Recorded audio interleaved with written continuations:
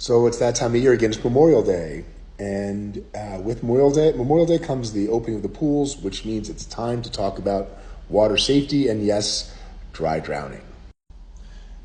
I think water safety should give all parents a little anxiety, since drowning still remains one of the leading causes of death by injury for kids 1 to 4 years old. But adding to everyone's anxiety has been this avalanche of stories online about dry drowning. So let's get into what to worry about and what not to worry about. So the term dry drowning is supposed to refer to a large acute lung injury when a child aspirates a significant amount of water into their lungs, which causes the lungs to slowly become inflamed and then lead to respiratory failure. And when I experienced this issue when I was a pediatric emergency doctor, and when I talked to pediatric intensive care and emergency colleagues about this issue, their overwhelming response is that this is something that parents worry way too much about and is exceedingly rare.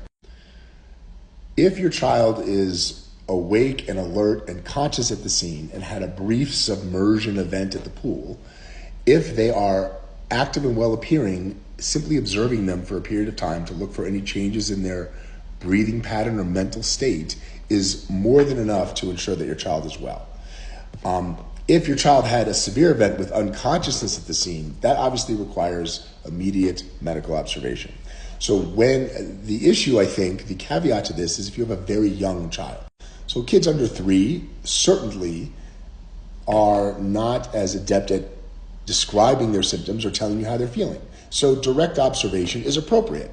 And what are you looking for? You're looking for a change in their breathing pattern, where they're breathing more rapidly than normal. Seem to be like a panting kind of breathing, where their breathing seems more labored, where they have retractions, where the skin underneath the ribs is sucking in with each breath. And or their mental state doesn't seem to be normal. They don't seem to be acting normally. In any of those situations, it's appropriate to seek medical care for your kid and have them observed. But if your child looks well and is acting fine, they can be observed for a brief period of time, probably about an hour, and then go about your day and don't spend enormous amounts of time intensively observing your child. However, if you're worried and if you think your child's not well after an event, then of course, seek medical observation immediately. But the way more important thing that I think most of the pediatric medical community wants to emphasize is prevention of water accidents through intensive supervision around any body of water. And intense supervision means within arm's length physical contact of a young child.